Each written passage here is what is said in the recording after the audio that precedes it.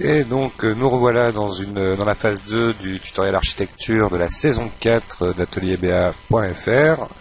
Donc à ce stade nous en étions à avoir extrait donc avec outil modèle de rendu UV l'image de notre maillage mis à plat.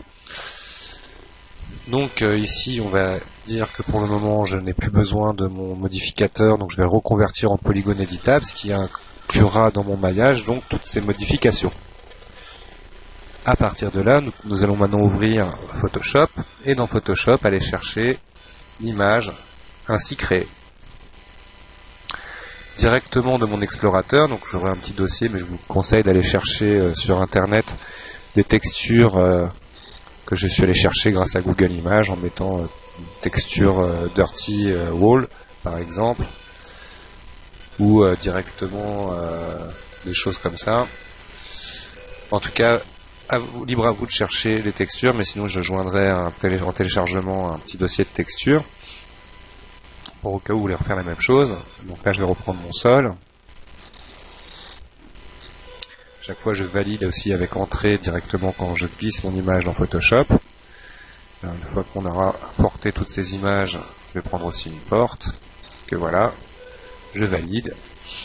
Alors à chaque fois on remarquera donc dans la palette qui est à droite, la palette calque, automatiquement les images sont superposées. On constate que les images sont les unes par-dessus les autres et nous avons avec les yeux la possibilité d'afficher ou masquer les calques. La première chose que je vais faire, donc je vais montrer par exemple comment récupérer uniquement cette image sans les briques. C'est très facile à faire, donc à gauche nous avons la barre d'outils dans laquelle je vais prendre l'outil rectangle de sélection et tout simplement venir faire un détourage. Hop, de la porte. Là on voit ici qu'il y a des endroits, alors je vais avec la fonction soustraire de l'option de l'outil, donc à chaque fois ici ce sera les options de l'outil en question, je vais venir faire un rectangle de soustraction pour arriver à ce résultat, peut-être un petit peu aussi à gauche, on va rogner pour être sûr. Une fois que j'ai obtenu mon résultat, les fameux raccourcis copier-coller, CTRL-C, CTRL-V, automatiquement j'aurai créé un calque uniquement de ma porte. Il s'agit donc maintenant, je prends l'outil déplacement, je déplace mon calque, de mettre la porte à cet endroit. D'abord nous allons activer l'édition, la transformation manuelle. CTRL-T, le raccourci, qui me donne des petites poignées me permettant d'agir sur ma porte. Déjà quand on s'éloigne des angles, on peut appuyer sur Shift et je tournerai comme ça facilement de 90 degrés ma porte. Là il m'intéresse aussi pour avoir la poignée qui s'ouvre plutôt à gauche. Je pourrais faire une symétrie, alors là c'était plutôt dans l'autre sens, verticale, pour avoir la porte de l'autre côté. Ensuite je vais essayer de viser un coin de l'image, mais là je suis assez loin. CTRL plus, quand je suis avec un outil engagé, CTRL moins, permettront d'activer le zoom. Pour glisser dans l'image, j'appuie sur la barre espace, je clique et je glisse. Et là, on peut venir essayer de précisément positionner son objet. Je vais aller chercher son coin opposé. Shift pour être homothétique, mais dans mon exemple, je ne vais pas chercher à être homothétique à 100%. On va déformer un petit peu l'image, c'est pas très grave. Appliquer la transformation, bien évidemment. Et là, donc, je me retrouve déjà à avoir texturé la partie concernant la porte. Je vais activer le sol, en imaginant que cette texture sera pour mon sol, même si j'avoue qu'elle n'est pas franchement la mieux. Je vais essayer d'en trouver une rapidement. Ground concrète, texture dirty. En choisissant dans les outils de recherche une taille grande. Ce sol-là a l'air pas mal. Je crois que c'est celui que j'avais trouvé au final que j'aimais bien. Alors je vais enregistrer cette image dans mon dossier. Hop. Et de mon dossier, venir glisser une image, la nouvelle que je viens de récupérer, à la place de celle-ci. Celle-ci, je la trouve trop pixelisée. Je valide l'importation. Donc là je vais masquer cette texture et je vais tout simplement glisser ma porte par-dessus. On la voit ici. À ce stade-là, je vais prendre donc cette image en faisant un clic droit avec l'outil de déplacement. Vous aurez la possibilité d'aller chercher directement l'image en question. Édition, à nouveau transformation manuelle, et lui faire une rotation de 90 degrés. Directement dans le clic droit. Glisser mon image jusqu'à ce qu'elle colle avec tout mon sol, donc bien prendre en compte le palier aussi. Hop. Grâce aux flèches du clavier, je peux déplacer aussi pixel par pixel, donc ça dépend bien de l'échelle, mais là je vais déjà vérifier que je suis pas mal.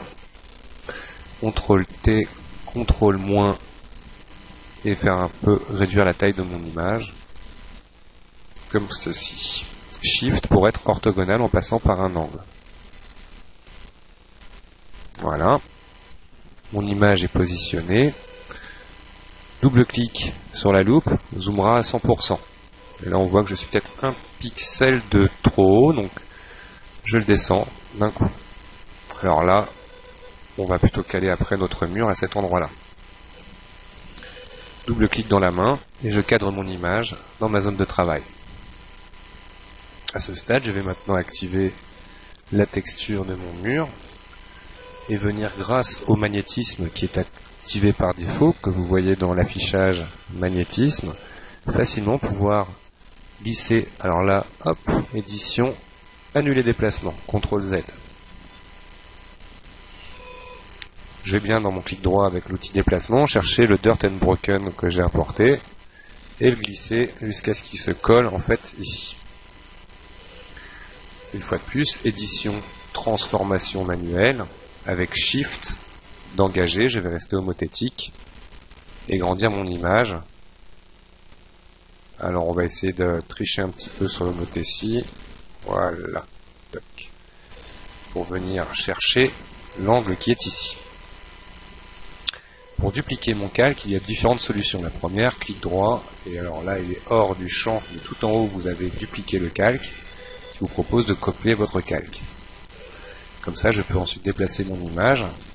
Grâce au magnétisme une fois de plus, je vais facilement, hop, et au cas où corriger avec un petit décalage à gauche avec mon clavier pour obtenir ceci. On va encore la dupliquer.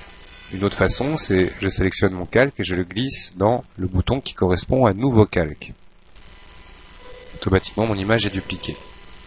Édition, transformation manuelle, on va la tourner de 90 degrés. De celle-ci, venir la mettre de la manière à avoir le contour de ma porte bien texturé aussi.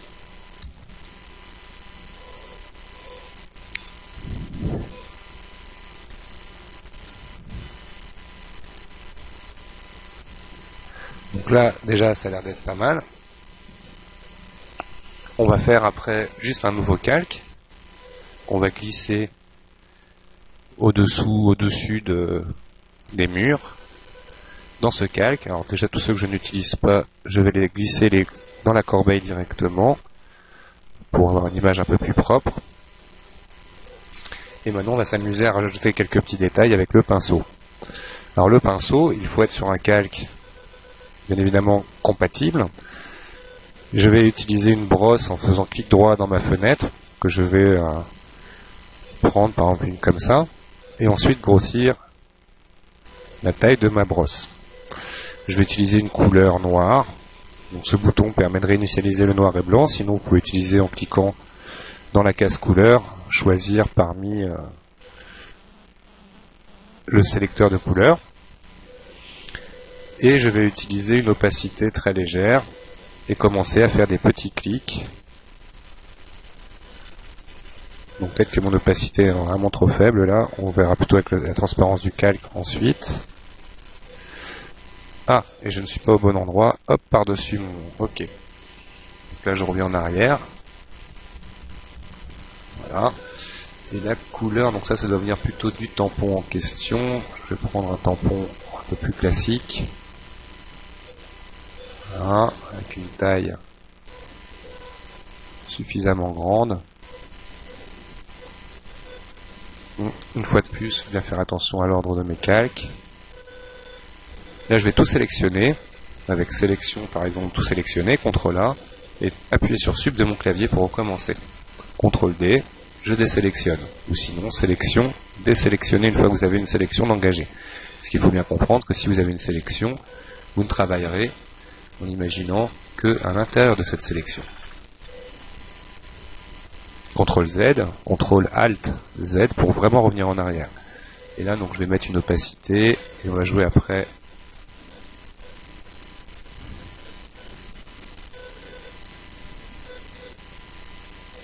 Hop, vous allez voir, ça va pas être aussi violent que ça au final. Voilà. Et ensuite lui mettre un mode de fusion pour venir juste salir un petit peu la texture, éviter les endroits bizarres. Peut-être faire un peu plus petit, encore un peu plus petit.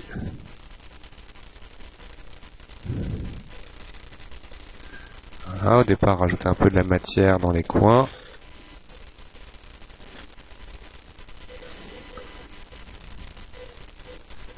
Une fois qu'on est content, on peut prendre aussi un outil très marrant à utiliser dans Photoshop qui est le doigt, qui est généralement caché par défaut sous la goutte d'eau.